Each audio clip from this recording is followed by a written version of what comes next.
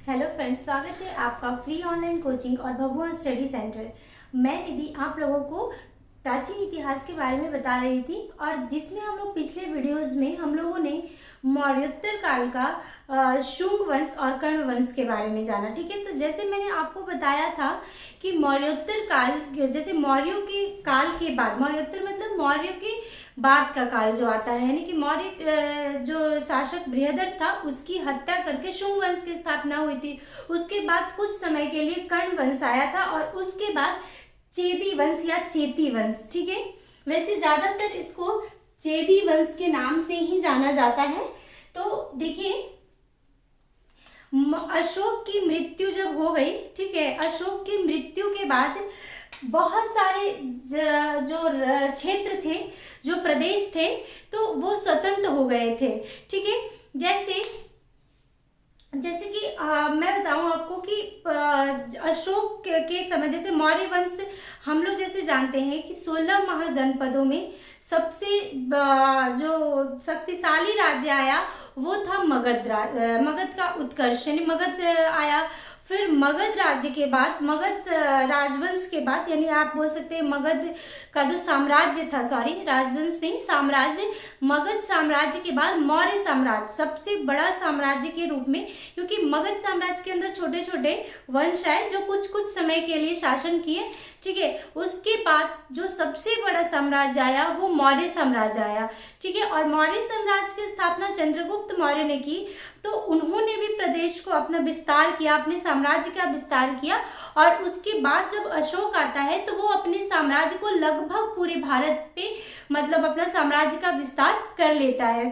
ठीक है, तो उसके बाद क्या होता है कि मौर्य, जब अशोक की जब मृत्यु हो जाती है, मौर्य शासक अशोक की, तो कुछ राज्य स्वतंत्र हो जाते हैं। तो जैसे कि हम लोग जानते हैं कि मौर्य ने जो सबसे बड़ा युद्ध किया था, किससे हुआ था? कलिंग युद्ध हुआ था। ठीक है, तो कलिंग साम्राज्य जो अब उसके, तो जब जीत जाता है वो तो उसके साम्राज्य में आ जाता है, लेकिन अशोक के मृत्यु के बाद कलिंग साम्राज्य स्वतंत्र हो जाता है। ठीक है, और उसी कलिंग साम्राज्य पे एक वंश का, बोल सकते हैं, उसी कलिंग साम्राज्य पे एक वंश का विकास होता है, वो चेदी वंश होता है। ठीक है, वैसे तो देखिए, अब देखिए ये जो मैप है वो प्राचीन इतिहास का मैप है। तो आप इधर का पूरा, ये जो पाकिस्तान वाला रीजन है, ये सारा ही इसमें, इधर का जो बांग्लादेश वाला सारा रीजन है, ये सारा रीजन आता है। ठीक है, लेकिन यहाँ पे जगह नहीं है, इस वजह से मैंने नहीं बनाया है। तो जैसा कि हम लोग जानते हैं कि मौर्य साम्राज्य में ये सारे ही साम्राज्य, जैसे तक्षशिला वगैरह, जितने भी सारे रीजन थे अफगानिस्तान पाकिस्तान के, वो सारे मौर्य साम्राज्य, अफगानिस्तान नहीं, पाकिस्तान के, पाकिस्तान वाला जो भी रीजन था वो सारा भारत का पार्ट था। और भारत, वो अशोक का जो साम्राज्य था वो वहां तक विस्तृत था। ठीक है, लेकिन अब हम लोग यहाँ पे देखिए, आज हमारा टॉपिक है मौर्योत्तर काल, चेती या चेदी वंश। लेकिन लगभग हम लोग इसको चेदी वंश के ही नाम से जानते हैं, लेकिन चेती कहीं कहीं पे लिखा हुआ मिलता है। देखिए, छठी सदी में, ठीक है, छठी सदी में एक चेदी महाजनपद, ठीक है, मैंने आपको 16 महाजनपदों के बारे में बताया है, उसमें एक जनपद है चेदी महाजनपद। ठीक है, और चेदी महाजनपद की राजधानी सोथिवती या शक्तिमती। ठीक है, तो ये भी प्रश्न पूछा जाता है कि चेदी की राजधानी कहाँ है? सोथिवती या शक्तिमती। ठीक है, जिसमें आधुनिक बुंदेलखंड और समीपवर्ती प्रदेश शामिल है। ठीक है, तो बुंदेलखंड वाला जो राजधानी आ जाता है वो कहाँ पे आता है? देखिए, ये यहाँ पे गलत है। ठीक है, बुंदेलखंड एमपी और का जो रीजन है, ठीक है, एमपी यूपी का जो क्षेत्र आता है। ठीक है, यानी ये क्षेत्र जो आता है, ये जो क्षेत्र है, ये जो क्षेत्र मैं बता रही हूँ आप लोगों को, ये चेदी है। ठीक है, तो ये इस राज्य में आता है, लेकिन ये एक महाजनपद था। ठीक है, तो जब मैंने बताया कि, और कलिंग कहाँ है? उड़ीसा में है। तो अशोक की मृत्यु के पश्चात कलिंग राज स्वतंत्र होता है और वहां पे एक राजवंश का उदय होता है या एक शासक बनता है खारवेल। ठीक है, तो चेदी वंश का जो उदय बोल सकते हैं या विस्तार बोल सकते हैं वो कलिंग में हुआ था। ठीक है, तो अब देखिए 6ठी सदी में चेदी महाजनपद था और राजधानी सोतिवती या शक्तिमती, जिसमें आधुनिक बुंदेलखंड और समीपवर्ती प्रदेश शामिल थे, यानी यूपी और एमपी का कुछ क्षेत्र शामिल है चेदी में। अशोक के मृत्यु के बाद कलिंग पुनः स्वतंत्र हो गया। ठीक है, अशोक की मृत्यु के बाद कलिंग हो गया, कलिंग क्षेत्र हो गया। फिर कश्मीर जो जालौक उसके पौत्र था वो उसका अधिकार ले लिया, कश्मीर क्षेत्र उसके साम्राज्य से स्वतंत्र हो गया था। इस तरीके से बहुत सारे साम्राज्य जो थे अशोक के वो स्वतंत्र हो गए थे, इसीलिए मौर्य साम्राज्य अपने अवनति की ओर अग्रसर हो गया था अशोक की मृत्यु के पश्चात। ठीक है, उसके बाद कलिंग में चेदी राजवंश का उदय हुआ। जैसे मैंने बताया कि चेदी राजवंश तो एमपी और यूपी के क्षेत्र शामिल है, लेकिन कलिंग में, ठीक है, उड़ीसा जब स्वतंत्र हो गया, कलिंग उड़ीसा में है, कलिंग जब स्वतंत्र हो गया अशोक की मृत्यु के पश्चात, तो वहां एक राजवंश, किसी एक पार्टिकुलर राजवंश का नाम दिया जाएगा, तो वो चेदी राजवंश था। ठीक है, तो उस राजवंश का उदय हुआ। तो फिर क्या, चेदी राजवंश का उदय था और उड़ीसा के उदयगिरी, ठीक है, उड़ीसा में ये भी क्वेश्चन पूछा जाता है कि उदयगिरी और खंडगिरी गुफा कहाँ है, उड़ीसा में। ये नीट जेआरएफ के लिए इंपॉर्टेंट क्वेश्चन है। ठीक है, तो उड़ीसा में उदयगिरी और खंडगिरी गुफा से हाथी गुम्फा अभिलेख, ठीक है, हाथी गुम्फा अभिलेख मिला है। फिर खारवेल का इतिहास की जानकारी, यानी चेदी राजवंश का एक शासक था खारवेल, उसके इतिहास की जानकारी, खारवेल के इतिहास की जानकारी, चेदी राजवंश के इतिहास की जानकारी नहीं मिलती है, सिर्फ खारवेल, क्योंकि वह चेदी वंश का सबसे शक्तिशाली शासक था। तो खारवेल के इतिहास की जानकारी हाथी गुम्फा अभिलेख से ही हमें प्राप्त होती है। और चेदी राजवंश का संस्थापक कौन था, महामेघवाहन। ठीक है, देखिए इसीलिए इसे महामेघवाहन वंश भी कहा जाता है। ठीक है, महामेघवाहन वंश भी कहा जाता है, लेकिन ये ऑप्शन बहुत कम आता है, चेदी वंश ही। अगर खारवेल से कोई रिलेटेड कोई क्वेश्चन आता है तो वो चेदी वंश करके ही आता है, महामेघवाहन बहुत कम आता है। मैंने एक बार बिहार पीसीएस के क्वेश्चन पेपर में महामेघवाहन देखा था, तो शायद कभी महामेघवाहन पूछ दे, लेकिन महामेघवाहन वंश से बहुत कम क्वेश्चन मतलब पूछता है। अगर खारवेल से रिलेट करके कोई क्वेश्चन पूछ रहा है तो वो चेदी वंश का नाम ही आएगा। ठीक है, फिर शक्तिशाली शासक कौन हुआ, देखिए चेदी राजवंश का संस्थापक तो महामेघवाहन था, लेकिन शक्तिशाली शासक खारवेल आया। ठीक है, खारवेल आया और खारवेल हाथी गुम्फा अभिलेख से खारवेल के आरंभ से लेकर 13वें वर्ष के शासन का इतिहास मिलता है। तो देखिए उदयगिरी और खंडगिरी गुफा में मतलब ऐसा कहा जाता है कि उसने एक वहां पे सभा की थी और सभा के दौरान, सभा के बाद, जैसे कि अभिलेख लोग जैसे खुदवाते थे अपनी यश कृति गुणगान के लिए, तो उसी प्रकार से वहां पे उदयगिरी और खंडगिरी गुफा में उसने एक सभा की थी और उसके पश्चात वहां पे उसने क्या क्या किया था वो पूरा ही उसका विवरण उस गुफा के अभिलेख से हमें प्राप्त होते हैं। ठीक है, और कलिंगाधिपति, ये भी इम्पॉर्टेंट क्वेश्चन है कि कलिंगाधिपति उपाधि किसने धारण की थी, तो कलिंगा अधिपति ये धारण किया था खारवेल ने। ठीक है, खारवेल का उपाधि था कलिंगाधिपति। अब देखिए खारवेल के हाथी गुम्फा की जानकारियां, मैंने बताया कि हाथी गुम्फा अभिलेख से प्रारंभ से लेकर उसकी कहाँ तक की शासन के 13वें वर्ष तक की जानकारी मिलती है।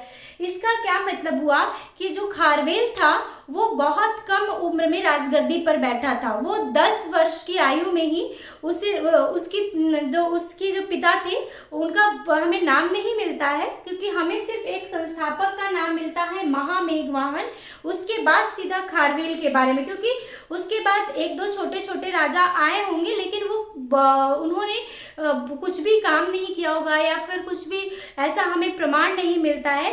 तो महामेघवाहन के नाम के बाद हमें सीधा खारवेल खारवेल की जानकारी, और हाथी गुम्फा अभिलेख से सिर्फ हमें खारवेल की जानकारी प्राप्त होती है। ठीक है, तो खारवेल ये 10 वर्ष की आयु में ही उसने राजगद्दी प्राप्त कर ली थी, और उसके बाद 10 वर्ष की आयु में, लेकिन उसने फिर अपनी आयु के 23वें वर्ष में, यानी 23 वर्ष की आयु में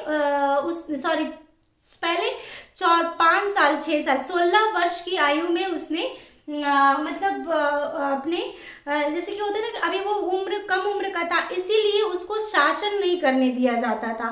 तो वो 16 वर्ष की आयु के बाद वो मतलब उसका राज्यरोहण हुआ, और उसके बाद फिर वो 23 वर्ष की आयु तक वो ये सारे राजगुण सीखते रहे उसने।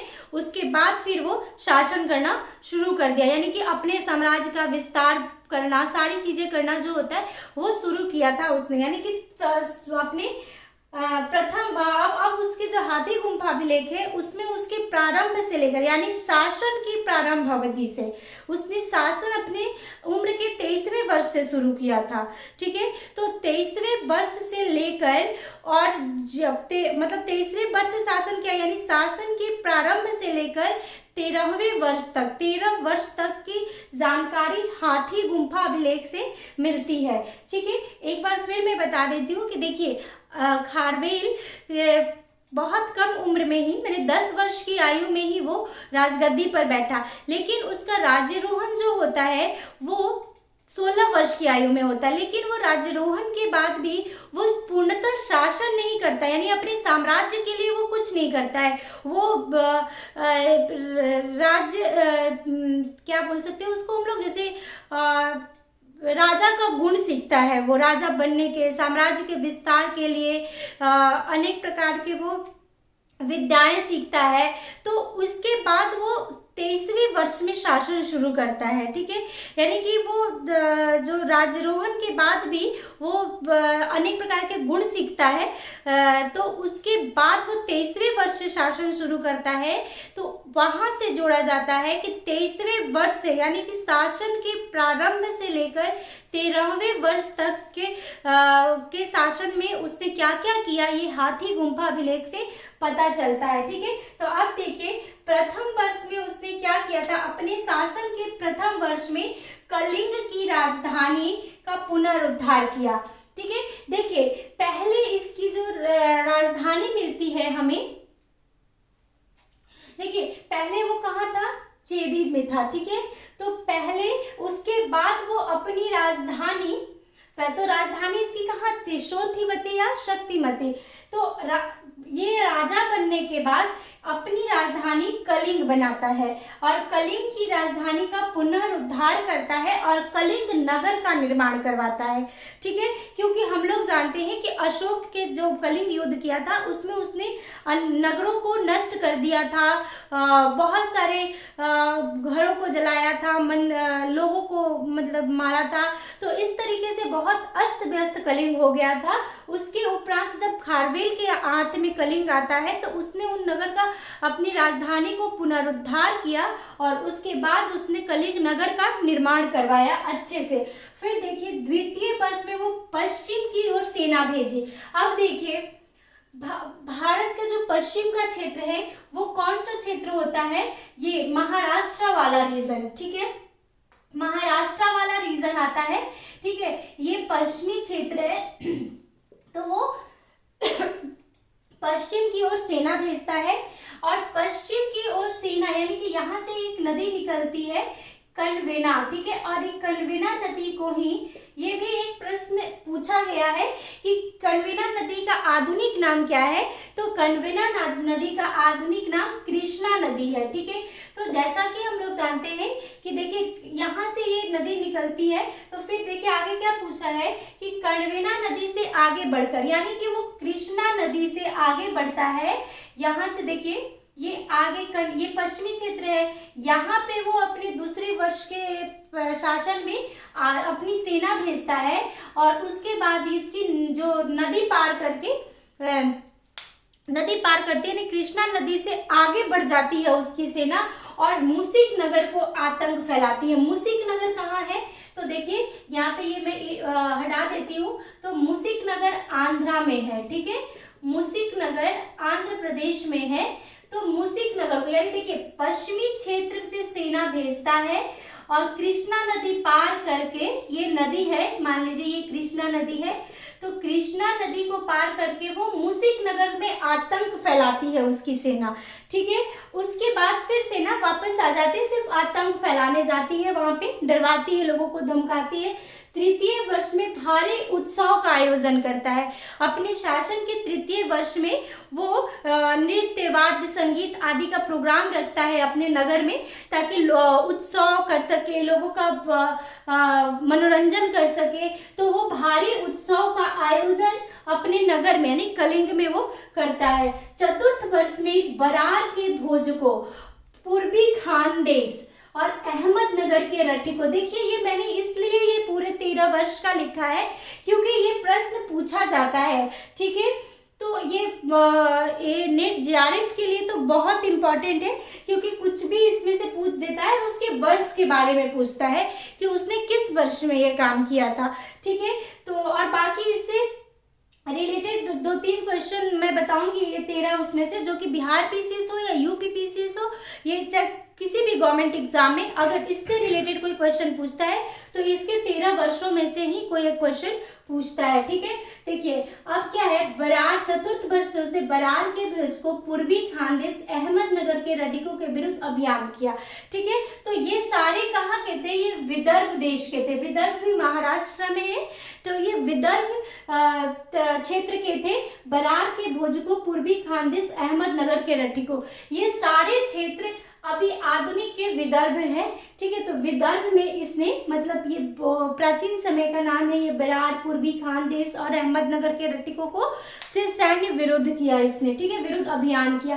5वें वर्ष में इसने नहर का निर्माण करवाया, ठीक है, नहर का निर्माण करवाया कहाँ पे, देखिए इसने 5वें वर्ष में नहर का एक निर्माण करवाया और तंसुल्य नगर, ये तंसुल्य नहर है, ठीक है, ये इंपॉर्टेंट है, तंसुल्य नहर, ठीक है, ये नहर का नाम है।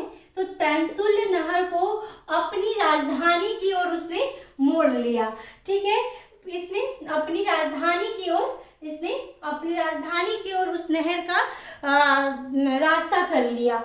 अब देखिए छठे वर्ष में 1 लाख मुद्रा व्यय किया और कर माफ किया। इसने इसका मतलब कि 1 लाख मुद्रा ये अपने नगर के, अपनी प्रजा के लिए, यानी नगर के जो लोग हैं अपनी प्रजा के लिए इसने 1 लाख रुपए मुद्रा व्यय किया था, उनके सुख सुविधा के लिए, मनोरंजन के लिए, और उनके जो कर थे वो माफ कर दिए थे अपने छठे वर्ष के शासन में, ठीक है। 7वें वर्ष का हमें मतलब स्पष्ट उल्लेख नहीं प्राप्त होता है, ठीक है। 8वें वर्ष में उसने गोरठगिरी, और गोरठगिरी कहाँ है, देखिए ये है राजगीर, ठीक है, राजगीर में है ये, राजगीर के बराबर की पहाड़ियों पे, ठीक है, बराबर की पहाड़ियों पे गोरठगिरी है, ठीक है, गोरठगिरी।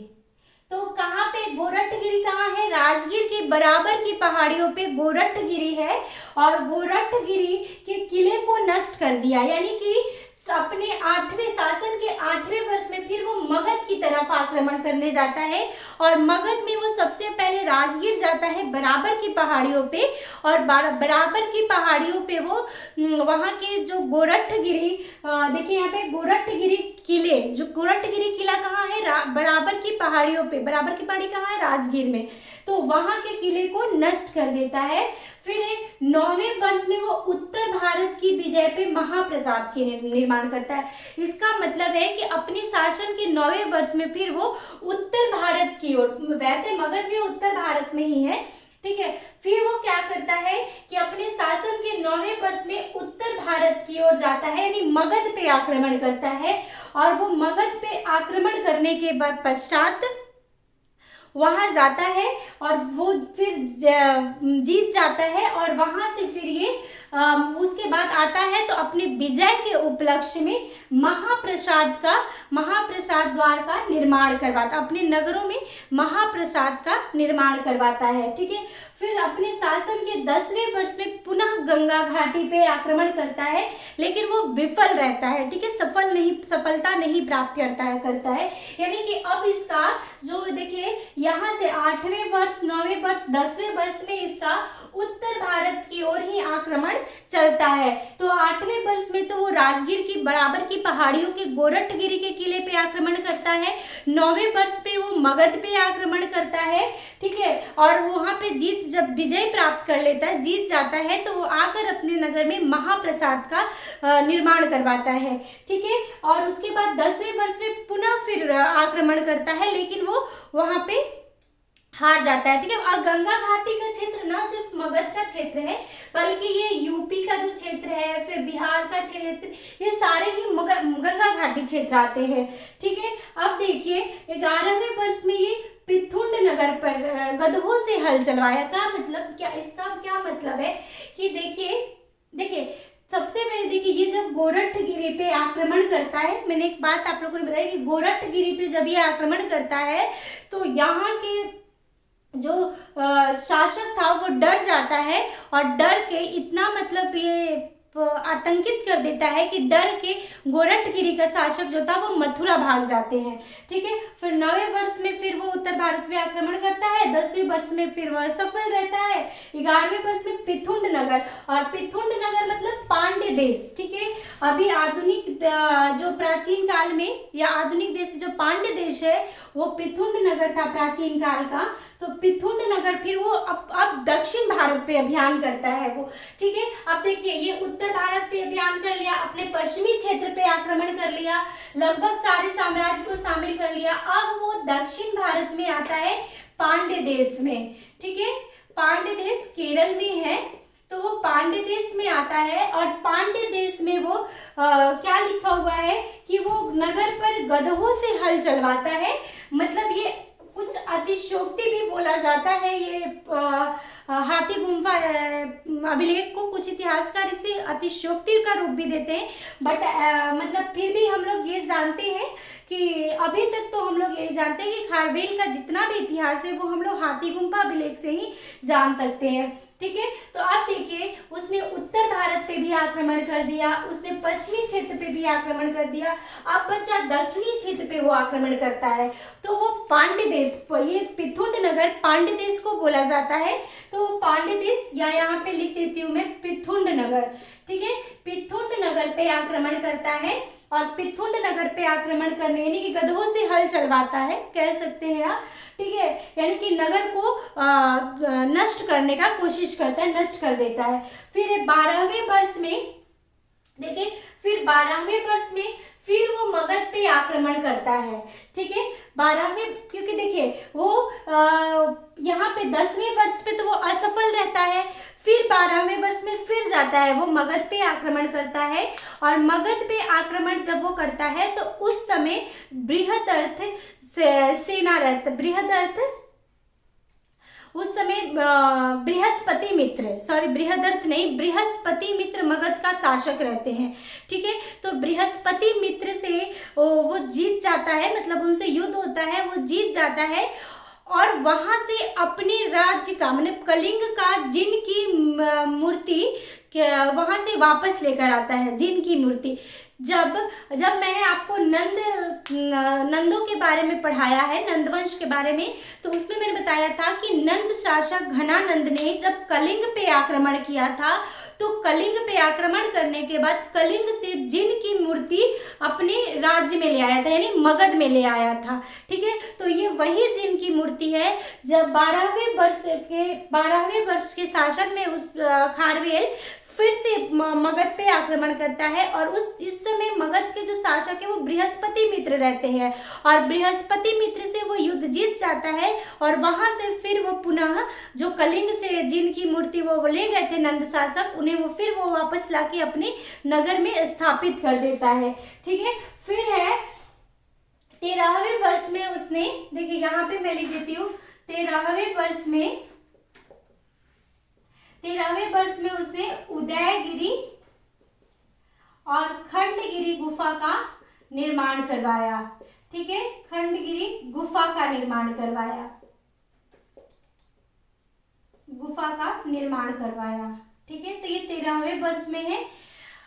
तो ये देखिए, उसके बाद इस तरीके से उसने अपने प्रारंभ से लेकर 13वें वर्ष तक जो जो भी काम किए हैं, और आप देख सकते हैं कि लगभग उसने पूरे भारत पे, लगभग पूरे भारत पे उसने अपने साम्राज्य को का विस्तार किया। जैसे दक्षिण की ओर देखा आपने पांड्य देश हो गया, पश्चिम की ओर उसने उड़ीसा हो गया, ये विदर्भ हो गया, ठीक है, महाराष्ट्र वाला रीजन हो गया, वो सारे रीजन पे साम्राज्य स्थापित कर लिया।